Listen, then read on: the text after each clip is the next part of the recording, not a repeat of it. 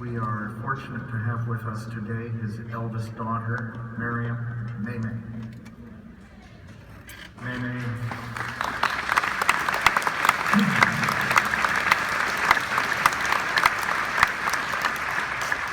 Maymay is a social worker specializing in prevention of juvenile delinquency. I wish I'd met her quite a while ago. And has committed herself to be with us today, so welcome. Thank you so much for being here.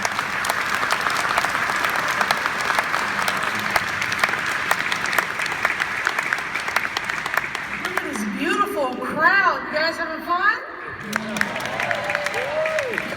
I'm so honored to be here today. I just want to give a thank you to Brian. Brian will come visit my dad all the time in Arizona. He loves you dearly. I just want to thank you for being such a good friend to him. My father taught me a lot of lessons, and I loved his lesson about time. He was fascinated with time. He would always say and reiterate to me how fleeting time was. When I was 7 years old, he would say, Maymay, I got to do my Ali impersonation, Maymay, you're 7 years old, you're going to be 20 in the blinking of an eye. You were a baby yesterday. Then when I was in my 20s, he said, Maymay, you're in your 20s, you're going to be in your 40s. Time goes by so fast, you were just a baby yesterday. And I didn't really realize that until I was about in my 40s. I'm 48 now. He said this to me because it was important for him to spend his time on earth wisely. He wanted to make every day count. I share this story because everyone here is dedicated to spending their time trying to help people with Parkinson's live as well as possible and ultimately find a cure. Time is fleeting because it seems like just yesterday my father was diagnosed with Parkinson's syndrome. They said he had syndrome, not the disease, and that his symptoms wouldn't progress. But my father's body was telling him differently. My father and our family, we were in the dark. He didn't know what was going on. We didn't have a PD community. There were no support groups. This was back in the 80s. And he was misdiagnosed for about 5 years, I think even more than 5 years. But when he was finally diagnosed with PD, and our family in time began to understand how to educate ourselves and ways to improve his quality of life, understand the symptoms, how to help him day to day, it was easier for us. It was like a light switch came on. And we were better able to have him cope with it. Another father figure that you don't know that I have is my grandfather. He's 88 now. He's my mother's father. Unfortunately, 2 years ago, he was diagnosed with Parkinson's. Since my father had PD, I recognized my grandfather's symptoms before any of my family members on my mother's side. At first, they didn't want to believe that it was Parkinson's. But my grandfather's symptoms progressed, and he was eventually diagnosed. Then I had the challenge of getting them to the right doctor. I didn't like their doctor. I didn't like her. Yeah. She was a neurologist. That's fine. Nothing you can do against neurologists. But I wanted him to have a movement disorder specialist. But my grandparents were very loyal to this doctor. And they didn't want to leave her. So he was with her. He was with her about a couple of years until he finally went to a movement disorder specialist. The relationship that the doctor had with my grandparents wasn't collaborative at all. Fortunately, my father started seeing the right doctor. I told my grandfather I was just with him the past 3 weeks in Chicago because I like to be there for his doctor's visits at Rush University in Chicago. I told my grandfather that I was coming here today and that there would be worldwide discussions taking place that can help advance science. I kind of used the Congress as an example to encourage my grandparents to keep an open line of communication with their doctor. They're in their 80s, they're from that silent generation where they like to kind of keep things secret. So I'm always working on them to report his symptoms and his changes to the doctor. I would have loved if my father had the kind of information that PD patients have now, back when he was diagnosed. However, I am proud of how he coped with his disease. He didn't want Parkinson's to defeat him. Oh, he didn't like to lose at all. You guys know that. He didn't want it to hijack his life with regards to what he did in his day-to-day life. For instance, he loved doing magic trips. Ryan, I don't know if you've ever seen his magic. He could levitate off the ground. It was amazing. He would go to magic stores and stay there for hours. He could make handkerchiefs disappear in midair. But even with the tremors, he kept doing magic as long as he could. Until he couldn't do it anymore, he kept doing magic. And that was for many years he did magic, 25 years.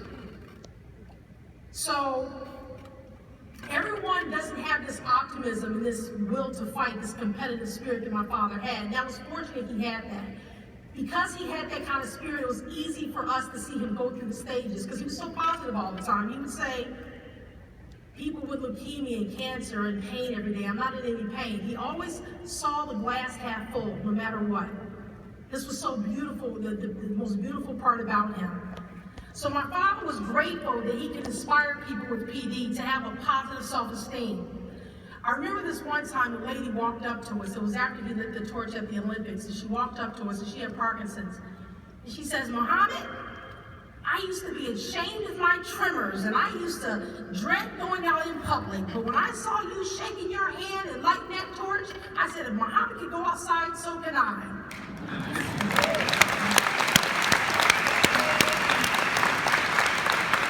And that's not it. Then she said, and when people look at me strange, you know what I tell them, champ? I say, I got Parkinson's like Muhammad Ali. My father laughed so hard. He was so happy because he saw her newfound confidence that she had.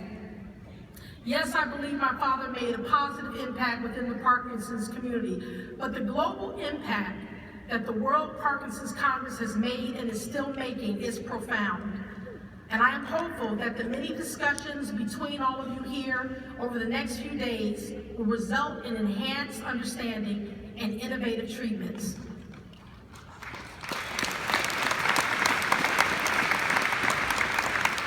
Imagine what kind of world we would have. Just think about it. Imagine the kind of world we would have if humanity took a page from the World Parkinson's Congress. Diverse groups all over the globe, respectfully coming together, collaborating and learning from one another in an effort for all of us to live well.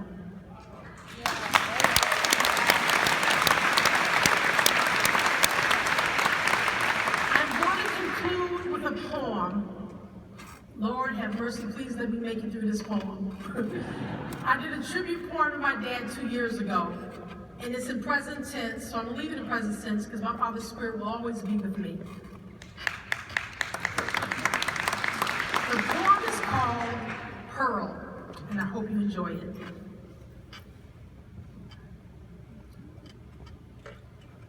What a hero he is to me, but more so heroic in the face of adversity. Lightning speed within square rings turned into slow imbalances, while praying for nights like yesteryear's spotlights on the Ali Shuffle. The rope-a-dope fight is now rope-a-dopamine battle. Parkinson's, akin to traversing upstream in a canoe with a leaking coal without a paddle. Yes, it is a struggle. But what I admire about my father is his determination not to let symptoms defeat his soul, refusing Parkinson's to retreat him into darkness, taking its toll. Throughout disease phases, he maintained divine praises to his Creator, and I witnessed in the early stages his ability to still raise his once powerful fist despite recurrent shaking. That shaking reminds me of a famous Cassius Clay quote after Sonny Liston choked, "I shook up the world." Yes, Dad, you are a pearl. Embedded in the oyster of life, protected by your faith and elevated through social strife, standing up for the right to be the man you manifested. Politically unrested, you tested all waters until the tides waved your way to whisper in your ears and say, you know God's humanity. Now you stand with a walker, no vanity. Now a softer talker if you talk at all. But what remains the same is your spiritual stance, a presence remaining tall. I am so inspired by your choice to live life to the fullest it can be. Over 30 years of PD riding heavily on your back. From your earliest days to your latest, you haven't wavered your love of self. And your eyes still sparkling, like the first day you proclaimed, I am the greatest. Thank you.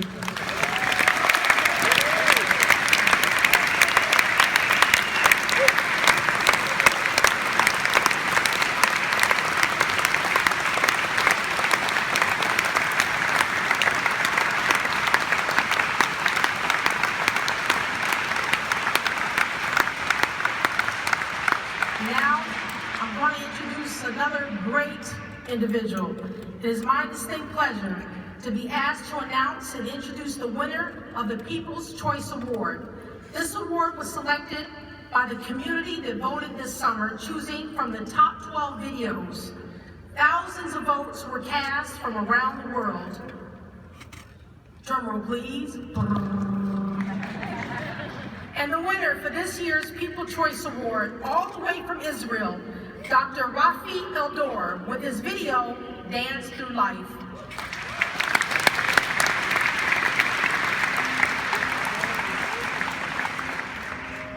My name is Rafi Eldor. I'm 62 years old. I'm a professor of economics and finance. I have a PhD from Harvard University. 8 years ago, I was diagnosed to have a Parkinson's disease. The neurologist told me I have 5 years of normal living, and afterwards I did nursing. I was shocked. It was like an atomic bomb fell on me. The sky was falling. I went back home. I didn't tell anybody, even not my wife, not my children. I was on the top of my career, and I'm afraid to fall down and to be weak. The future looked gloom. Then one day, I looked at the mirror and I saw that I have a masked face. So I said that medicine is not enough, and I have to do something else. Although I didn't have any kind of experience or ability or doing dancing. I met him when he was so introverted, he was so shy, he didn't think about himself as a dancer, and today he's dancing, he's doing amazing things.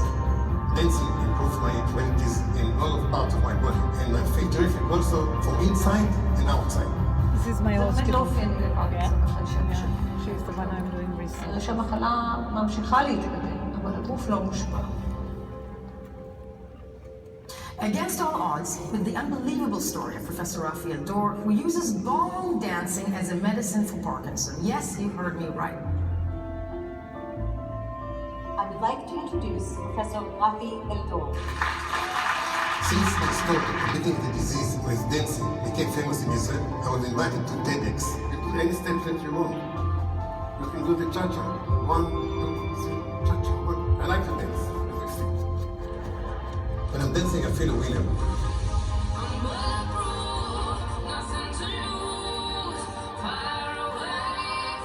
For him, every single movement is a fight, and he's waking up every morning to go for this fight, and he's winning this fight every single day. I became fully involved in dancing, up to the point that I've danced in competitions. It's a great example for struggling and for fighting to live.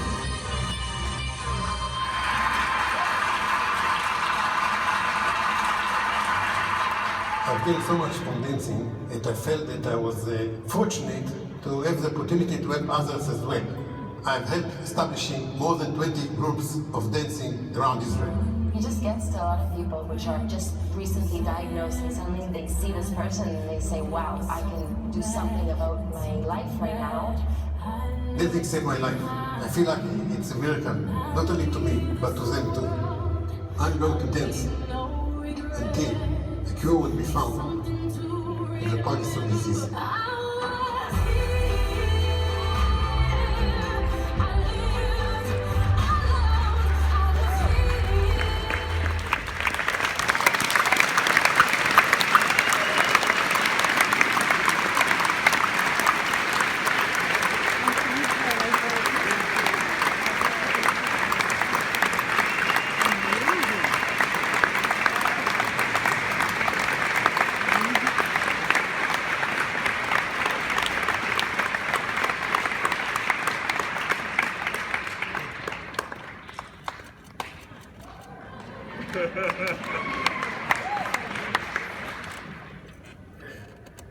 I'm honored to be here. Thank all of you and all of the people that helped me to prepare this video for you and for the people outside this place. I love numbers, so I'm still working as a professor. So I give you some numbers. 4,000 people are here for the video now. 20,000 views are in the WPC website. 100,000 people shared this video in their Facebook, and 3 million people, 1 million a month, have seen this video in the past 3 months.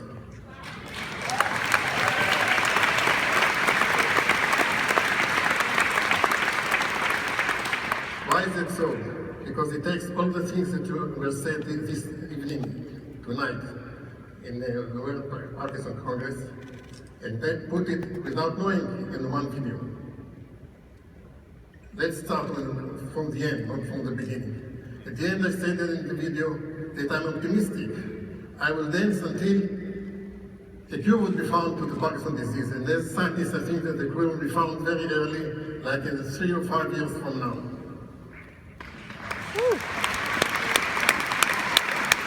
Either a cure or a vaccination. I'm optimistic. One should be optimistic, and one should take his life in his own hands and combat the symptoms of Parkinson's disease. That's what I did. I fight the disease every day. I'm still working.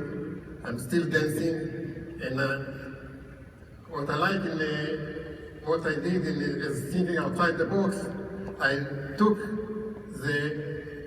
one thing that I didn't do ever before, dancing, and I took the most difficult part of the dancing is ballroom dancing, and I started to do it the best I could, and this helped me to overcome many of the symptoms. It gave me a lot of pride, and I'll show you just now some of the things that I couldn't do, and I'm doing now.